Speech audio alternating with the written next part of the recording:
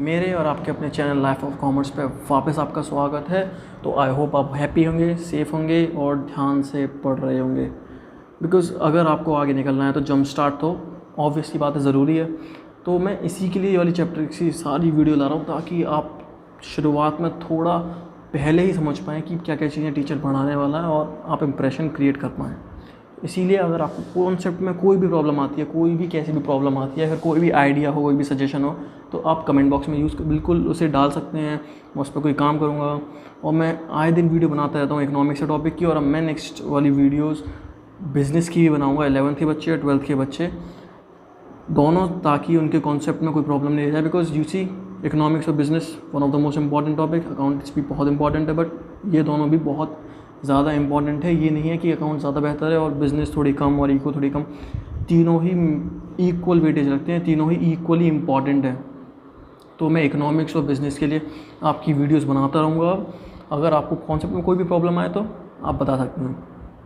तो मैं इससे पहले NCERT के मोस्ट इंपॉर्टेंट क्वेश्चन की वीडियो बता चुका हूँ। वो कौन से चैप्टर से रिलेटेड थे? वो चैप्टर से रिलेटेड थे प्राइस इलास्टिसिटी ऑफ डिमांड वाले से। तो अब हम बात करेंगे प्राइस इलास्टिसिटी ऑफ सप्लाई के बारे में बता चुका हूँ, बट अब हम इस वीडियो में NCERT के 3 ऐसे मोस्ट इंपॉर्टेंट क्वेश्चंस की बात करेंगे प्राइस इलास्टिसिटी ऑफ डिमांड में से, जिसके अगर प्राइस इलास्टिसिटी ऑफ डिमांड का कोई भी क्वेश्चन आया तो इन तीनों क्वेश्चन के काफ़ी ज़्यादा चांसेस रहते हैं, काफ़ी ज़्यादा इंपॉर्टेंट क्वेश्चन है। इन तीनों का कॉन्सेप्ट बहुत इंपॉर्टेंट है। अगर कोई क्वेश्चन बनेगा तो इन तीनों कॉन्सेप्ट में से ही बनेगा, इन तीनों क्वेश्चन के जो कॉन्सेप्ट है उन्हीं में से बनेगा और कहीं से अलग से नहीं आएगा।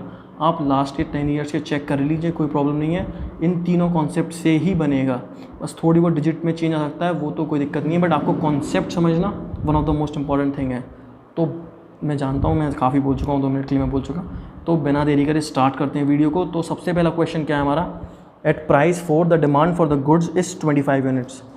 तो यहाँ पे हमारा क्या है? सोल्यूशन हो गया है हमारा, ये हो गया हमारा सोल्यूशन।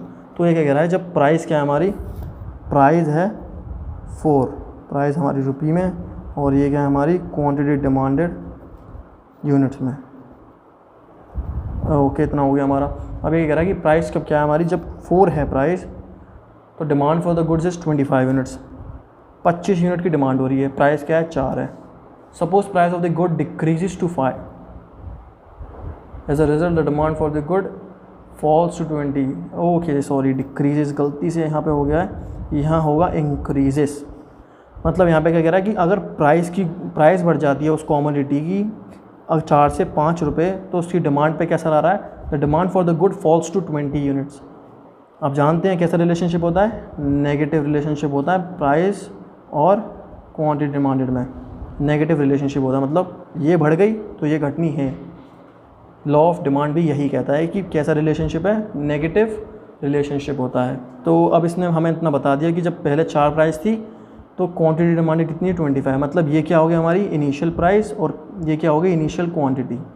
ओके, अब हमारी नई वाली प्राइस क्या है? ये हमारी हो गई P1 और ये हो गई हमारी Q1। नई वाली प्राइस इतनी है और नई वाली क्वांटिटी डिमांडेड इतनी है। तो अब हमें क्या निकालना है? Calculate price elasticity of demand. तो सबसे पहले हमें पता है क्या निकालना होता है? वी नो, सबसे पहले हमें पता है क्या निकालना होता है? Change in P minus P। इसका फॉर्मूला क्या होता है चेंज इन P का? P1 minus P। मतलब जो नई वाली प्राइस है उसको माइनस करना है किससे? पुरानी वाली इनिशियल प्राइस से। मतलब 5 माइनस 4 कितने का चेंज आया? 1 का चेंज आया। अब हम देखेंगे चेंज इन क्वांटिटी डिमांड, मतलब पहले हमारी कितनी थी? ओके, हमारी पहले थी कितनी? Q1। पहले हमारी कितनी थी? Q थी, और फिर हमारी कितनी हो गई? Q1 हो गई। तो यहाँ पे हमारे को इसका भी फॉर्मूला पता है, तो ये क्या हो गया? Q1 माइनस Q, मतलब 20 माइनस 25, ये क्या हो गया हमारा? -5। मतलब प्राइस अगर 1 से बढ़ी तो डिमांड कितने से कम हो गई? क्वांटिटी डिमांडेड -5 हो गई, मतलब 5 से कम हो गई। प्राइस बढ़ी और क्वांटिटी डिमांडेड क्या हो गई? घट गई। तो अब हम जानते हैं ED का फॉर्मूला क्या होता है? P/Q into change in Q upon P, या फिर हम उसे ऐसे भी कर सकते हैं percentage change in price upon percentage change in quantity demanded upon percentage change in price. ये भी फॉर्मूला हो सकता है किसका? इलास्टिसिटी ऑफ डिमांड का, प्राइस इलास्टिसिटी ऑफ डिमांड का। तो हम ये वाला यूज़ करेंगे। यहाँ पे हमें इनिशियल प्राइस पता है कितनी है? 4 है। इनिशियल क्वांटिटी पता है हमारी कितनी है? 25 है। अब हमें चेंज इन क्वांटिटी बताया हमारा कितना है 5 ही माने हैं, नेगेटिव नहीं लेते हम, बिकॉज मैं बता चुका हूँ नेगेटिव क्यों नहीं लिया जाता। और हमारी चेंज इन पी कितना है हमारा, चेंज इन पी है हमारा 1 का। तो हमारा ये क्या हो गया, ये हो गया 5, अब ये हो गया हमारा सेम रहेगा 4/5, ये हो गया हमारा 0.8। ईडी हमारी क्या हो गई 0.8 which is less than unitary elastic, less than unitary elastic, या फिर और इसे हम क्या बोल सकते हैं, इन इलास्टिक। ये आपको लिखना इम्पॉर्टेंट है, ये चीज़ लिखना इम्पॉर्टेंट है, इससे अलग इंप्रेशन बनता है क्वेश्चन के आंसर का। अगर आप ये लिखेंगे तो एक क्वेश्चन के इंप्रेशन को बढ़ा देगा, मतलब इससे लिखने से आपके मार्क्स मिलने के चांसेस ज़्यादा हैं और मार्क्स कटने के चांसेस कम। तो आई होप आपको ये वाला समझ में आ गया हो। इलास्टिसिटी ऑफ डिमांड कितनी है हमारी 0.8। तो अब हम देखेंगे कौन सा वाला क्वेश्चन, अब हम देखेंगे सेकंड वाला क्वेश्चन। सेकंड वाला क्वेश्चन क्या कह रहा है कि प्राइस, तो यहाँ पे इलास्टिसिटी ऑफ डिमांड सबसे पहले दे रखी है हमारे पास, जो है इलास्टिसिटी ऑफ डिमांड वो 2 है।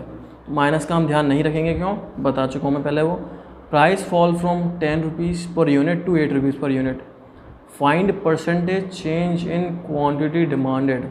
सो this is a good question, जो थोड़ा बहुत कॉम्प्लिकेटेड लग सकता है बच्चों को, बट अच्छा क्वेश्चन है, इतना भी कॉम्प्लिकेट नहीं है।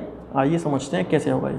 तो यहाँ पर सल्यूशन हमारा, तो यहाँ पे सबसे पहले उसने क्या बता दिया है, ईडी बता दिया हमें, इलास्टिसिटी ऑफ डिमांड बता दिया हमें, निकालना क्या है percentage change in quantity demanded, और हमें परसेंटेज चेंज इन प्राइस बताई भी नहीं है।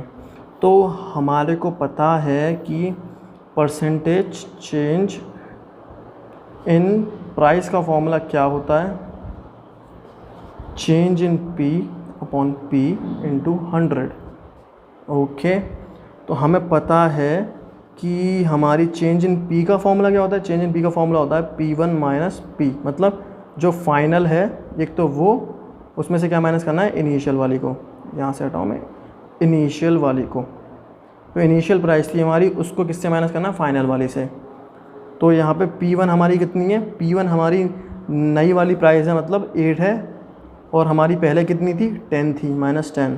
तो यहाँ पे कितने का चेंज आया, चेंज आया 2 का, यहाँ पे -2 का चेंज आया एक्चुअली, मतलब प्राइस कम हो गई है 2 से, बट हम माइनस को नहीं लेंगे।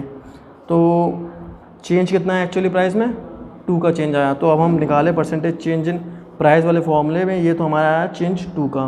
पी हमारी इनिशियली कितनी है, 10 है हमारी, सॉरी इनिशियली कितनी है हमारी, 10 है, इंटू 100, मतलब 10 इंटू 2 20% क्या आया यहाँ पे, परसेंटेज चेंज इन प्राइस। तो हमें फॉर्मूला पता है, वी नो, आपको ये सब लिखना ज़रूरी है, we know, so, by putting the values वगैरह, ये सब लिखना ज़रूरी है अगर आपको क्वेश्चन का इंप्रेशन बढ़ाना है।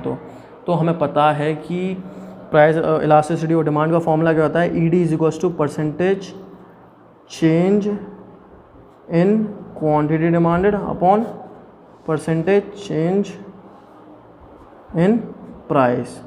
परसेंटेज चेंज इन प्राइस पता चल गया हमारा कितना है, 20% है। ईडी हमें पता है कितना है, 2 है।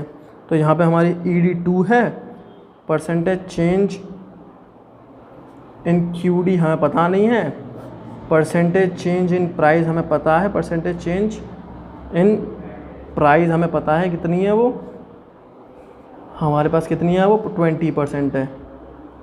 तो अब हम करेंगे क्या, परसेंटेज चेंज इन क्यूडी क्या हो गई हमारी, 20 इंटू 2, मतलब 2 इंटू 20 40% हो गई हमारी क्या, percentage change in quantity demanded. मतलब ये क्या हुआ।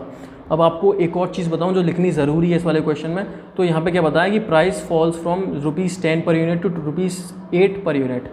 तो जैसा कि हमें पता है कि प्राइस क्या हो गई, 10 रुपये से हो गई 8, मतलब प्राइस क्या हो गई, घट गई। अगर प्राइस घट गई तो क्वांटिटी डिमांडेड क्या होता है, इंक्रीज़ हो जाती है। तो मतलब देयर इज़ अ 40% इंक्रीज़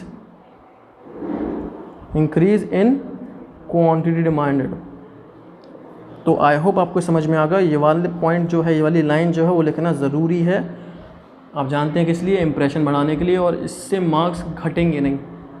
इससे अच्छा इंप्रेशन पड़ेगा, जो भी टीचर चेक कर रहा होगा उस पर अच्छा इंप्रेशन पड़ेगा कि हाँ इसको कॉन्सेप्ट पता है इस बच्चे को जो। तो अब हम देखते हैं थर्ड वाला क्वेश्चन क्या कह रहा है। थर्ड वाला क्वेश्चन क्या कह रहा है कि इलास्टिसिटी ऑफ डिमांड हमारे को बता रखा है कितना है, 0.2। तो हमें पहले सबसे पहले क्या बता रखा है उसने, इलास्टिसिटी ऑफ डिमांड क्वेश्चन में बता दिया है कि क्या है हमारी 0.2 है। If there is a 5% increase in price of a commodity of the goods, by what percentage will the demand for the goods go down.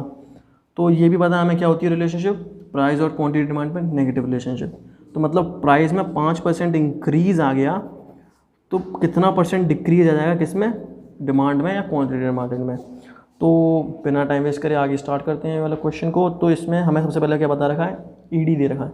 तो हमें पता है ईडी के क्या फॉर्मूले होते हैं, एक तो percentage change in quantity demanded upon percentage change in price होता है।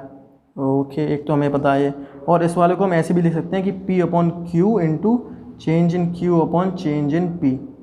तो अब हम ये वाला फॉर्मूला अप्लाई करेंगे, ये वाला क्यों नहीं करेंगे, क्योंकि यहाँ पे हमें सिर्फ परसेंटेज बता रखा है। यहाँ पे 5% इंक्रीज़ बता रखा है प्राइस में, ना हमें फाइनल प्राइस बताई, ना हमें इनिशियल प्राइस बताई, कुछ नहीं बताई।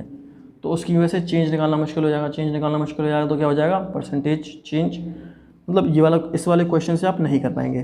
तो हमें इस वाले फॉर्मूले को यूज़ करना पड़ेगा इस वाले को निकालने के लिए। तो हमें ईडी पता है कितनी दे रखी है, ईडी दे रखी है हमारी 0.2।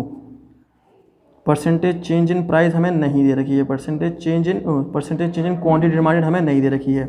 हमें दे क्या रखा है, परसेंटेज चेंज इन प्राइस, वो क्या हमारी 5% है। तो यहाँ पर हमारी 5 इंटू 0.2 मतलब 1 हो गई क्या, percentage change in quantity demanded. Percentage change in quantity demanded कितनी हो गई हमारी, 1 हो गई। तो अब एक और चीज़ रह गई है जो हमें लिखनी पड़ेगी। तो यहाँ पर हमें क्या लिखना पड़ेगा, देयर विल बी 1%। अब यहाँ पे क्या होगा, इंक्रीज होगा डिक्रीज होगा। अगर प्राइस बढ़ गई तो क्वांटिटी डिमांडेड क्या होगी, ऑब्वियस सी बात है क्या होगी, डिक्रीज होगी। मतलब यहाँ पे हमारी प्राइस बढ़ गई है तो क्वांटिटी डिमांडेड क्या हो रही है, डिक्रीज होगी। तो there will be 1% decrease in what, in quantity demanded. ये लिखना ज़रूरी है। तो आई होप आपको ये भी समझ में आ गया हो, कॉन्सेप्ट समझ में आ गया हो कि क्वेश्चन को अटैम्प्ट करना कैसे है वो भी पता चल गया हो, और कैसे कैसे लास्ट में लिखना है आंसर के बाद भी वो भी आपको समझ में आ गया हो। तो आई होप आपको ये वाली वीडियो पूरी सही से समझ में आ गई हो। अगर पसंद आई तो लाइक करें, शेयर करें और चैनल को क्या करें, सब्सक्राइब करें। So thank you and have a very nice day.